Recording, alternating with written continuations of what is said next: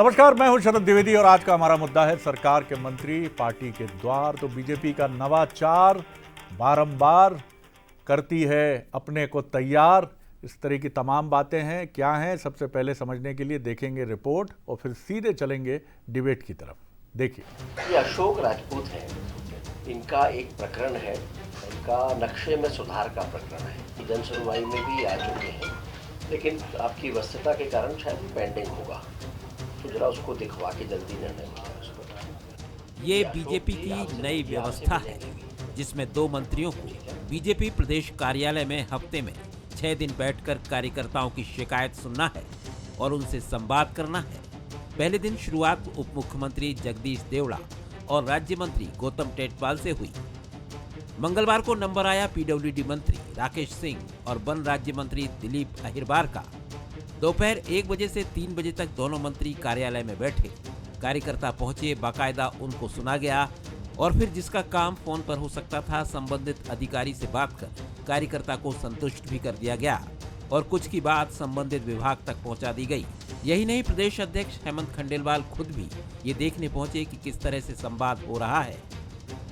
हमारे केंद्रीय कार्यालय में भी मंत्री बैठते हैं, यहाँ भी हमने हर मंत्री महीने में 1 दिन अनिवार्य रूप से मिले, उसके दिन निश्चित रहे। किसी दिन कोई दिक्कत है तो अलग बात है, ताकि कार्यकर्ता संगठन के अलावा अगर शासन से बात करना चाहते, मिलना चाहते तो उनको सुविधा हो, इसलिए ये हमने शुरुआत की। भारतीय जनता पार्टी का ज्यादातर कार्यकर्ता जो यहाँ आता है, उसका भी मानस यही होता है कि वो अपने उन कार्यकर्ताओं से मिल ले जो सरकार का हिस्सा है और जिनके पास अलग अलग कारणों से सामान्य रूप से हमेशा मिलना जुलना नहीं हो पाता है। कार्यालय में आकर बैठ रहे हैं तो यहाँ पूरा प्रदेश का कार्यकर्ता आता है, तो एक तरह से देखें तो उनसे अच्छा संवाद, सार्थक संवाद हो जाता है और उसके साथ अगर कहीं कोई समस्या है तो उस पर भी चर्चा हो जाती है। प्रदेश ही नहीं, जिला कार्यालयों में भी ये व्यवस्था लागू की गई है। हर जिला कार्यालय को बताया गया है कि कौन से दिन कौन सा मंत्री उपस्थित रहेगा। दूसरे दिन ही बड़ी संख्या में कार्यकर्ता पहुंचे और खुश नजर आए, लेकिन कांग्रेस को इसके पीछे कुछ और नजर आ रहा है।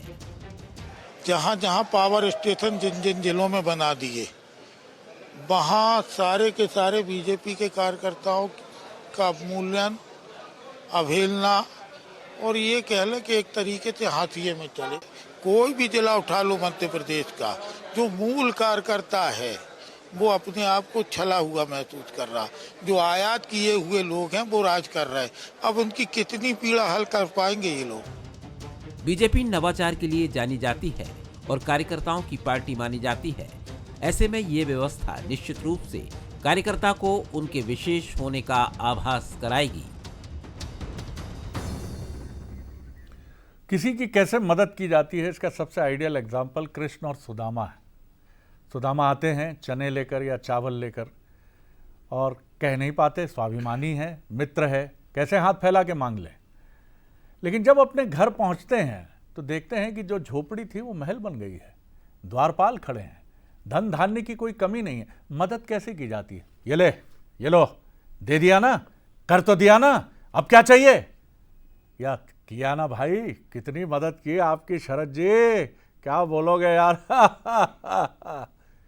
तरीके ये भी है, लेकिन आप बताइए ईमानदारी से अपने जीवन में क्या ये चुभता नहीं है? मदद वो है जो बिना कहे बड़ी प्रतिष्ठा से की जाए। बीजेपी इसको समझती है क्योंकि उसका कार्यकर्ता स्वाभिमान के मामले में 1 नंबर है। वो पार्टी का नुकसान नहीं करेगा, लेकिन घर बैठ जाएगा। अब ना रहे वो पीने वाले, अब नहीं है भैया, अब नहीं है, अब कुछ अबाउट ठाकरे नहीं है, अब घर ही में बैठना। इसलिए बीजेपी इसका ध्यान रखने की कोशिश करती है और ये एक पहल ऐसी है कि ये सीखने लायक है। सब ये पॉलिटिकल पार्टीज़ के लिए एक टेक्स्ट बुक है ये, कि किस तरह एक पार्टी कहती है कि नहीं भैया बैठो, बैठना पड़ेगा। माफ़ कीजिएगा, मंत्री का अपना अहंकार होता है साहब, इसमें भ्रम में मत पड़िएगा आप। मैं नहीं कहता सारे के सारे मंत्री अहंकार में होंगे, लेकिन अधिकांश होंगे, ये कहने में मुझे संकोच नहीं है। उनके मन में पीड़ा होगी कि जंजीरों से बांध कर बिठा दिया गया और कहा जा रहा है कि एक एक काम पूछिए, करिए। लेकिन ये बीजेपी है, आप बड़े नहीं हो भैया, संगठन बड़ा है। हमारे सवाल, क्या मंत्रियों के प्रदेश कार्यालय में बैठने से कार्यकर्ताओं की समस्याएं हल होंगी? ये नवाचार क्या सत्ता और संगठन के बीच की दूरी को कम कर पाएगा? ये सबसे बड़ा महत्वपूर्ण सवाल है। ये दूसरा वाला, क्या बीजेपी की यही प्रोएक्टिव पॉलिसी उसे कांग्रेस से आगे कर देती है? जवाब सब जानते हैं। जो मेहमान हमारे साथ हैं उनसे मिलिए। हमारे साथ हैं बीजेपी के सीनियर लीडर वरिष्ठ विधायक आशीष शर्मा जी, बहुत स्वागत करता हूं। मनोज सैनी जी हैं हमारे एग्जीक्यूटिव एडिटर पॉलिटिकल अफेयर्स, जिन्होंने इस सारी प्रक्रिया को देखा, गुना बुना और समझा है। संतोष गौतम जी हैं सीनियर लीडर कांग्रेस के और स्पोक्स पर्सन, उनका बहुत स्वागत है। मनोज, आपने करीब से देखा है इसको और यही वो प्रणाली है। मैं अक्सर याद करता हूं कि विक्रम वर्मा जी के समय कुछ शिक्षा मंत्री थे, नाराज़गी हुई और वो कार्यकर्ता उनके बंगले से मायूस होकर लौटे और कुशाभाऊ ठाकरे से शिकायत की।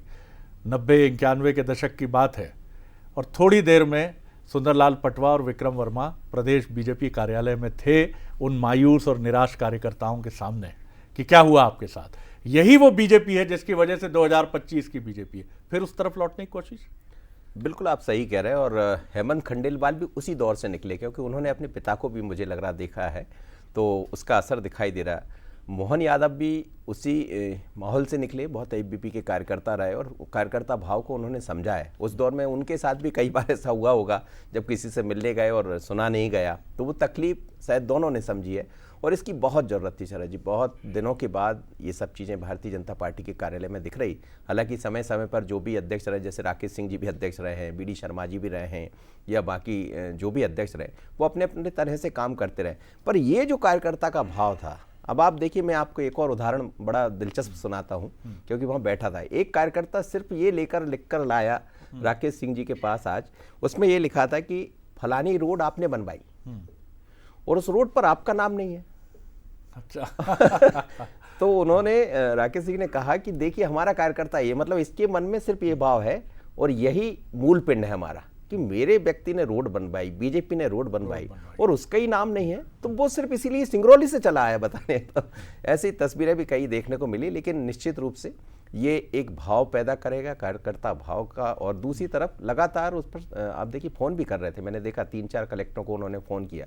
तो फ़ोन किया, काम हो या ना हो, लेकिन कार्यकर्ता जब यहाँ से जाएगा तो उसको लगेगा कि मेरी पार्टी के किसी व्यक्ति ने इस बात को सुन लिया। अब ये शुरुआत तो बहुत अच्छी है, आगे कब तक चलेगी, चलना भी चाहिए, जैसा प्रयास है भारतीय जनता पार्टी संगठन और सत्ता का। और समन्वय की ज़रूरत जो थी, वो इतना बेहतर कोऑर्डिनेशन, इतना बेहतर समन्वय शायद मुझे नहीं लगा कि लंबे समय बाद दिख रहा है। निश्चित तौर पर ये कोशिश बहुत अच्छी है, लेकिन इसके नतीजे ईमानदाराना प्रयासों पर टिके हैं कि आपको अच्छा लगे न लगे, लेकिन आप बैठिए और पूरे मन से पार्टी जैसा चाह रही है कि सत्ता और संगठन के बीच की, क्योंकि हर चीज़ मुख्यमंत्री तक पहुंचना, माफ़ कीजिएगा, मैं समझता हूं इस बात को, क्योंकि जर्नलिज्म में लंबा वक्त हो गया, एक विधायक और सांसद के लिए भी कई बार आसान नहीं होता। मुख्यमंत्री की व्यस्तता इतनी होती है कि 5 मिनट का समय आपको एयरपोर्ट पर मिल गया, लाउंज में मिल गया, वहाँ भी फ़ोन बज रहे हैं, आप दे दो ना, मैं दे दो ना, मैं करता हूँ ना, हाँ हाँ हाँ हाँ हाँ हाँ हाँ। संतोष नहीं होता भाई साहब, कागज़ देने के बाद भी मन में पीड़ा बनी रहती है कि भैया ने ठीक से सुना नहीं, प्रभु ने हमको। ये रहती हैं चुनौतियाँ राजनीति की। गौतम जी, कार्यकर्ता शुभंकर है किसी भी पार्टी का, गणेश है, भगवान श्री गणेश की तरह है, प्रथम वंदनीय है, प्रथम वंदनीय है। आपने अगर उसको प्रणाम किया और भगवान गणेश जी को प्रसन्न कर दिया तो चुनाव रूपी वैतरणी पार करने में बड़ी आसानी होती है। आपके यहाँ कार्यकर्ताओं का थोड़ा सा चुनौतीपूर्ण समय है, क्योंकि जब सत्ता से हटते हैं और फिर कुछ परिस्थितियां भी रही होंगी, लेकिन थोड़ा सा जरा मैं चाहूँगा कि एक पॉलिटिकल लीडर की तरह आज आपकी कमेंट्री हो। बाकी आलोचना तो विषय होगा ही, विपक्ष के नाते आपका अधिकार है। जी गौतम जी।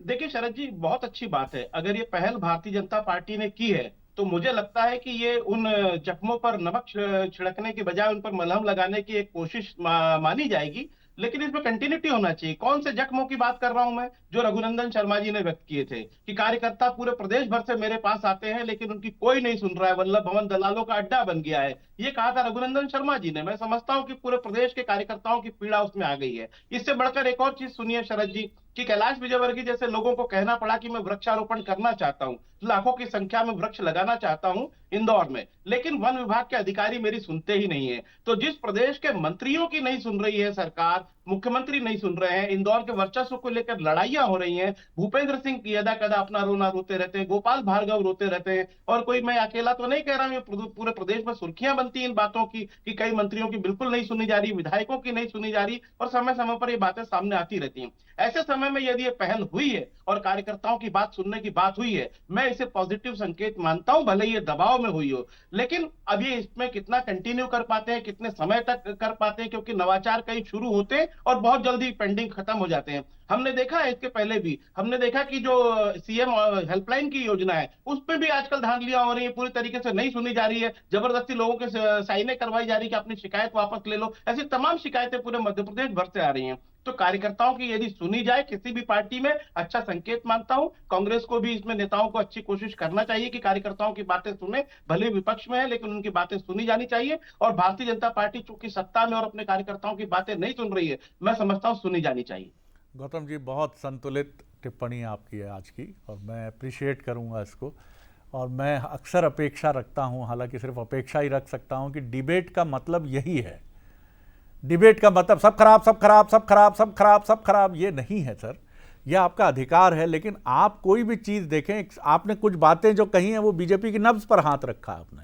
मैं नहीं कहता सारी बातें सही हैं और कोई जनरलाइज स्टेटमेंट नहीं है, लेकिन ये सही बात है कि कार्यकर्ता को सुनने वाली पार्टी ही नंबर 1 पार्टी होती है। आशीष जी, बधाई इस पहल के लिए। आपकी पार्टी जानी जाती है और आप उस परंपरा से हैं जिस परंपरा में ये सारी चीज़ें आपने बहुत करीब से देखी हैं। आपकी पूज्य माता जी जो कुछ अरसे पहले नहीं रही, हम सबकी भावांजलि उनके साथ है, लेकिन उनके बारे में भी मैंने जैसा सुना और जिस तरह से पार्टी ने उनको संरक्षित किया और उनकी बातों को सुना, वो सब अद्भुत है। ये बीजेपी है, लेकिन वो बीजेपी 2025 की बीजेपी भी नहीं है, ये भी सच है।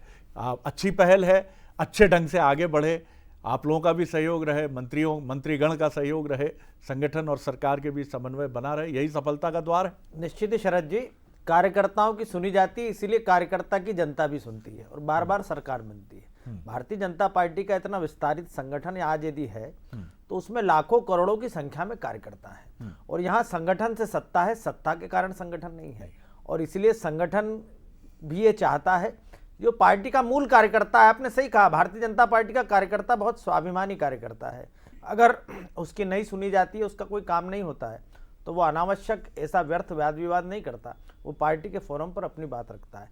इसलिए हमारा जो भोपाल का कार्यालय है, प्रदेश भर में के अलावा देश भर में जो हमारे जिला कार्यालय हैं, प्रदेश के कार्यालय, वहाँ भी कार्यकर्ता प्रदेश भर से बड़ी संख्या में प्रतिदिन आते हैं, अपने नेताओं से मिलने आते हैं, अपने कामों के लिए आते हैं, पार्टी की विभिन्न बैठकों में आते हैं।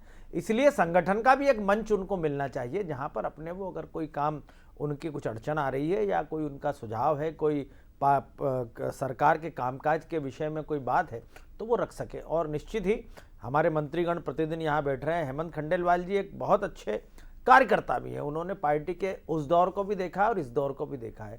इसलिए भारतीय जनता पार्टी प्रदेश कार्यालय में प्रतिदिन 2 मंत्री जो बैठेंगे, इससे पहले भी कई बार इस तरह के प्रयोग हुए हैं और प्रयोग सफल रहे हैं।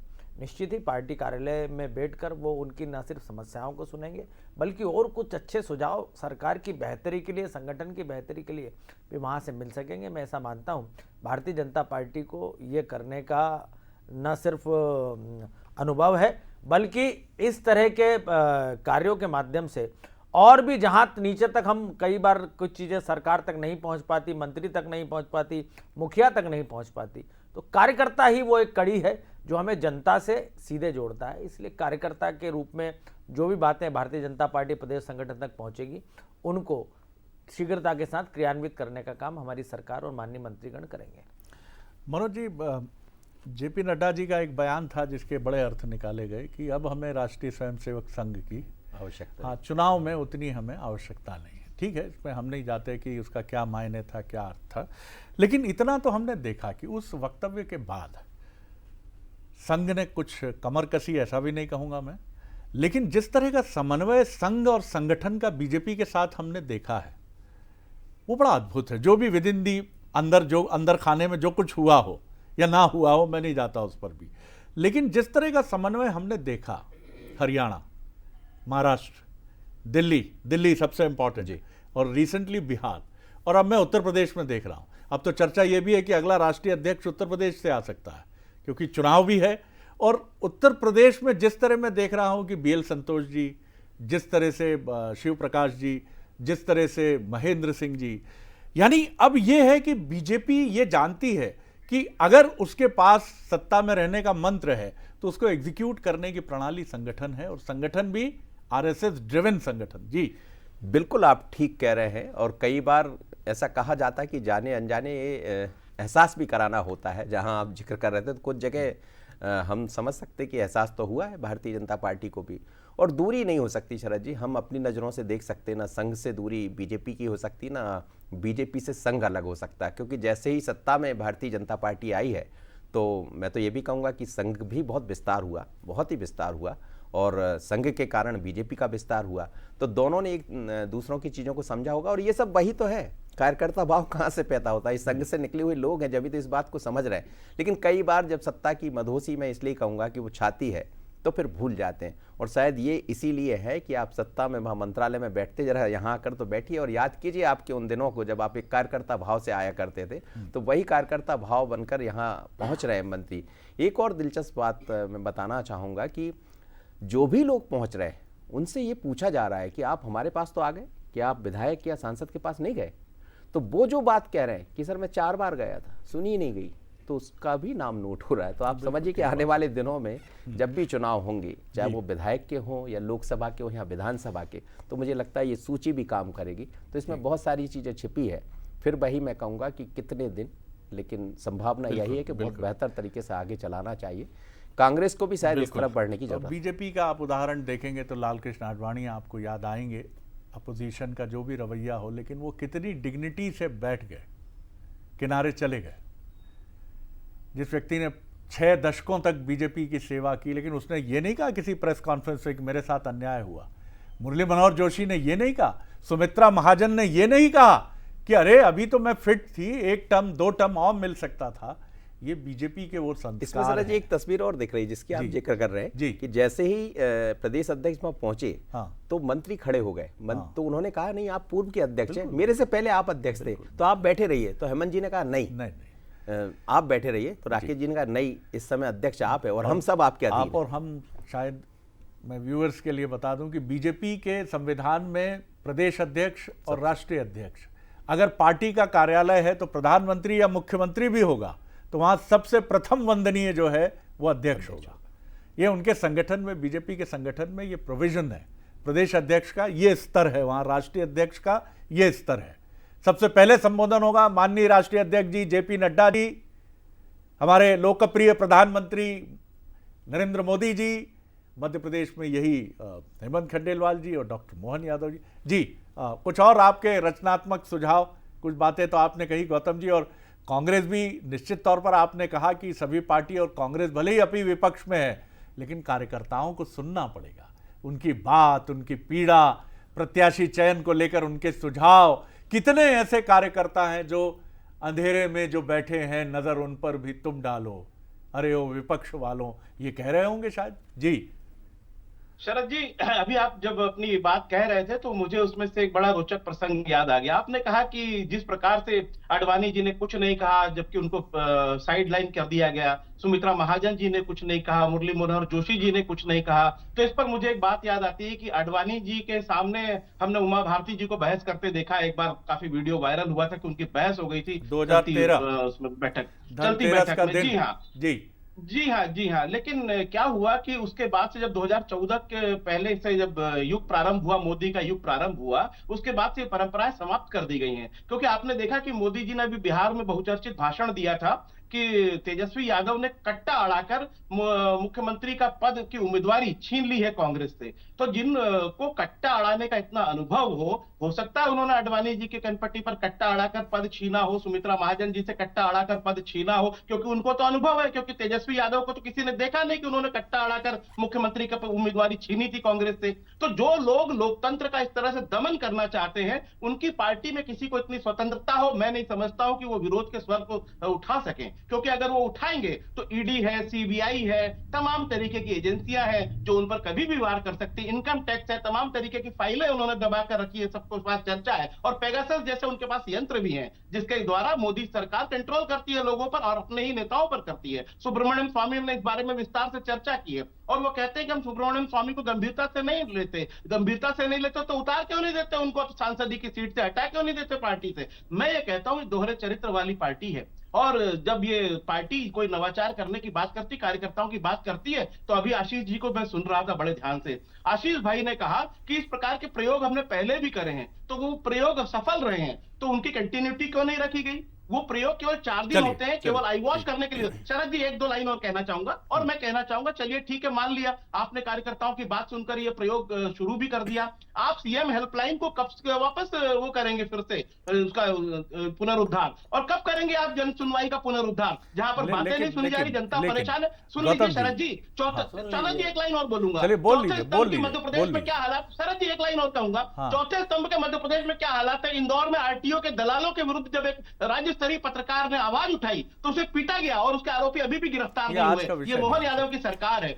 तो तमाम चीजें जो हैं जनता पर ध्यान देना आवश्यक है। कमाल की बात है शरद जी, अपनी असफलताएं दिखाई नहीं देती। कांग्रेस पूरे भारत में अधिकांश चुनाव में निपट चुकी है। हमारी सफलता की खींच इनके वाणी से सदा टपकती रहती है। उन्होंने आपको धैर्य से सुना है। हम भारत के नहीं बल्कि विश्व के सबसे अनुशासित संगठन है और लगातार बार जनता विभिन्न राज्यों में जहां हमारा कभी खाता नहीं खुलता था उन राज्यों में हमारी बार सरकार बन रही है, हमारी स्वीकार्यता बढ़ रही है। आप अपनी कमजोरियों को खोजते नहीं हो।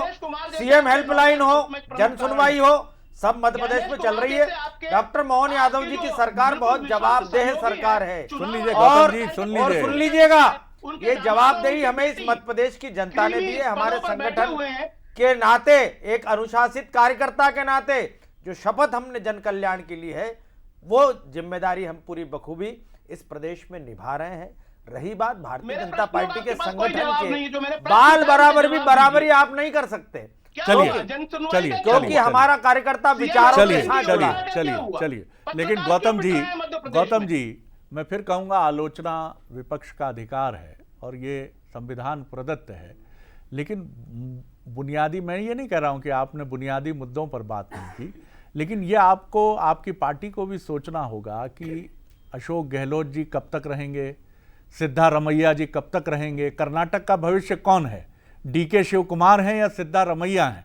मध्य प्रदेश में भी आप देखेंगे तो बराबर वरिष्ठ नेता मैदान में, मैं उनकी क्षमता पे कोई बात नहीं कर रहा हूं, हो सकता है वो अत्यंत क्षमतावान हो, लेकिन जब क्रिकेट में इस समय हम रोको यानी रोहित शर्मा और विराट कोहली के संन्यास पर रोज डिबेट करते हैं, जब मध्य प्रदेश में सेवानिवृत्ति की आयु 62 वर्ष है, राजनीति में खुला आकाश है, कोई दिक्कत नहीं, आप फिट हैं, काम कर रहे हैं, लेकिन लगातार पदों पर रहने के बाद, महत्वपूर्ण पदों पर उपलब्धियां लेने के बाद जो पीछे खड़े हैं उनको कैसे क्रम मिलेगा, कैसे नंबर आएगा। आपके यहाँ बहुत अच्छी पहल हुई जीतू पटवारी, उमंग सिंगार जी की, कल आपके लिए भी मेरी शुभकामनाएं, लेकिन आपको यह तय करना पड़ेगा कि बारंबार वही लोग ना हो जिन्हें बहुत मिला है, छप्पर फाड़ कर मिला है, और फिर भी वो कतार में खड़े हैं कि अभी भी हमको लिफ्ट करा दो। नहीं भैया, इस पे कहीं तो कोई बात होनी चाहिए, और ये पार्टियों का अपना निजी विषय। बहुत शुक्रिया आप तीनों मेहमानों का। आगे देखिए हमारा खास बुलेटिन प्राइम मेट्रो। नमस्कार।